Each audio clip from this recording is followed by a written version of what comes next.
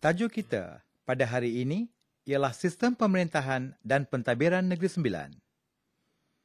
Negeri Sembilan merupakan sebuah negeri yang unik kerana mempunyai sistem pemerintahan dan pentadbiran mengikut adat pepatih yang berbeza dengan negeri-negeri lain di Malaysia. Adat pepatih dan adat Temenggung berasal dari Sumatera, Indonesia.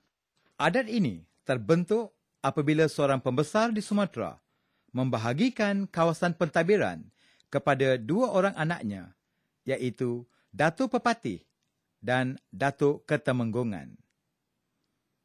Adat Temenggung diasaskan oleh Datuk Ketemenggungan yang memerintah Palembang. Adat ini dibawa masuk ke Tanah Melayu pada abad ke-15 setelah keturunan Raja Palembang datang ke Melaka. Adat pepatih pula diasaskan oleh Datuk Pepatih Nan Sebatang yang memerintah Pagar Ruyung, Sumatera. Adat pepatih diperkenalkan dalam budaya masyarakat Melayu apabila orang Minangkabau berhijrah ke Tanah Melayu dan menetap di Negeri Sembilan dan Naning. Struktur pemerintahan dan pentadbiran Negeri Sembilan. Pemerintah tertinggi di Negeri Sembilan ialah Yang Tuan Besar.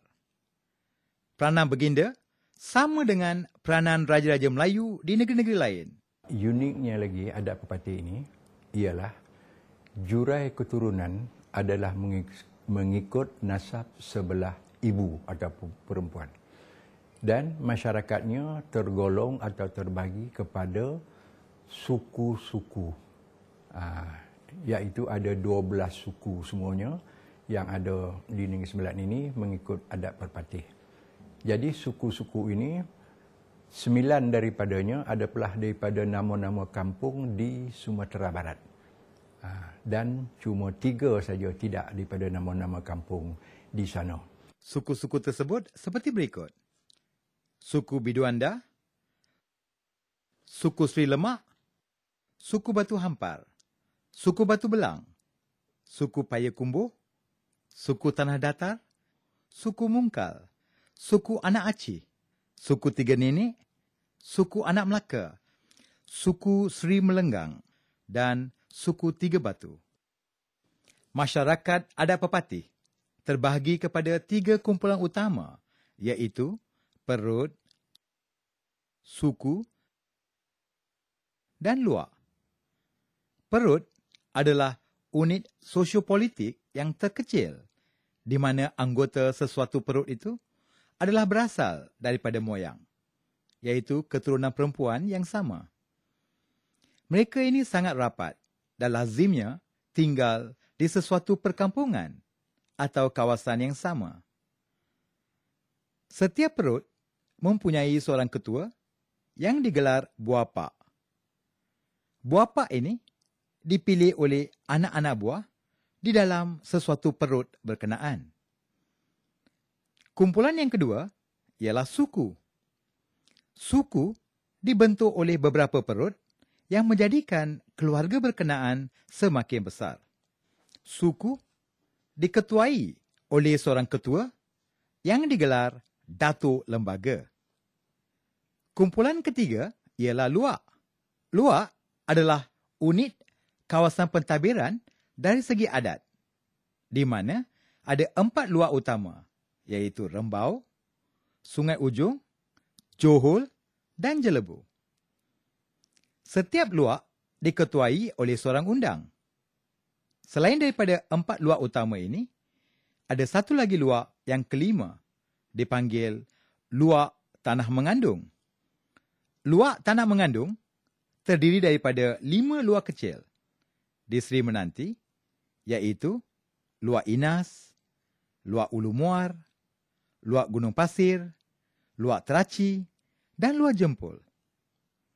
Setiap luak kecil ini ditadbirkan oleh seorang ketua yang bergelar penghulu luak. Dari segi pentadbiran, adat pepatih adalah adat yang meliputi keseluruhan kehidupan ahlinya. Jadi, di samping mengaturkan kehidupan sosioekonominya, ia juga mempunyai sistem tadbir politik yang tersendiri. Contoh yang dikatakan adat berparti itu adalah demokrasi dalam pelantikan ketua-ketua adat ataupun pemimpin-pemimpin adat, yang mana ia bermula daripada bawah, dilembagakan dalam perbilangan, berjenjang naik, bertangga turun. Dalam hierarki pepatah pititihnya, bulat anak buah melantik buapak, bulat buapak melantik lembaga, bulat lembaga melantik penghulu atau undang, bulat undang melantik keadilan. Dia tak sebut pelak raja dah, tak sebut pelak sultan dia, keadilan. Sebab Raja Negeri Sembilan ini berkeadilan. Sebab duli yang mulia tuanku itu sebenarnya memerintah bersama dengan yang teramat mulia Datuk-Datuk Undang yang 4. Yang dikatakan co-rulers ataupun rulers in council tu. Pemerintahan bersama. Raja ini menunjukkan cara pemilihan pemimpin dalam adat pepati. Anak buah melantik buapak, buapak akan memilih lembaga, lembaga akan memilih undang, dan undang melantik Yang Tuan Besar. Sistem pemilihan dan pelantikan di atas adalah mengikut amalan demokrasi. Ini bersesuaian dengan perbilangan adat yang menyebut bulat anak buah menjadi buapak, bulat buapak menjadi lembaga, bulat lembaga menjadi penghulu, bulat penghulu menjadi raja. Negeri Sembilan mempunyai ala-ala kebesaran diraja yang menjadi lambang kekuasaan dan pengesahan yang di-Pertuan Besar. Antara alat kebesaran tersebut ialah 16 kaki payung kuning, 16 bilah pedang, 16 bilah keris panjang, 16 batang tombak benderang, 8 buah tepas sirih, 8 buah tempat abu, 8 batang tiang lilin, dan 4 tunggul atau panji-panji yang berwarna kuning, 2 tunggul panji-panji yang berwarna merah, dan 2 berwarna hitam. Prinsip-prinsip adat pepati. Adat pepati mempunyai 5 prinsip utama. Pertama, keturunan dikira melalui nasab ibu. Adat pepati memberi keistimewaan kepada perempuan yang dianggap bonda kandung, iaitu ibu yang melahirkan anggota masyarakat. Setiap individu adalah anggota suku ibunya dan bukan anggota suku bapanya. Kedua, tempat kediaman adalah di kawasan ibu isteri. Apabila berlangsungnya sesuatu perkahwinan, si lelaki akan meninggalkan kampung halamannya dan menetap di kawasan ibu isterinya sebagai orang semenda.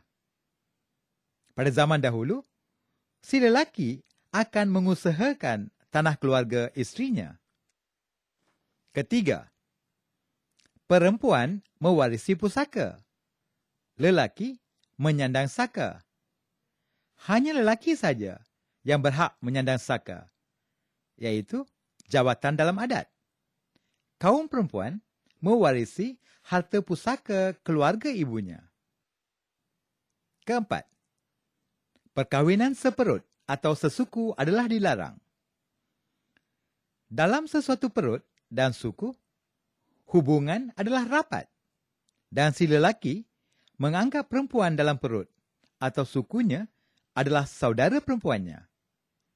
Begitu juga sebaliknya. Oleh itulah, perkahwinan sesama suku ini adalah dilarang. Perempuan yang berkahwin sesama suku akan hilang haknya untuk mewarisi harta pusaka ibunya. Manakala, lelaki pula akan hilang hak untuk menyandang sebarang jawatan dalam adat. Kelima, orang luar boleh menjadi ahli sesuatu suku. Untuk tujuan perkahwinan atau waris-mewarisi, dibenarkan orang luar untuk menjadi ahli sesuatu suku dengan cara melalui upacara berkedim. Dalam upacara ini, seseorang itu akan bersumpah tak setia dan bersaudara dengan ahli-ahli suku yang akan disertainya. Setiap hukuman yang dijatuhkan bertujuan untuk pemulihan. Undang-undang dapat menyedarkan pesalah. Sekian, terima kasih.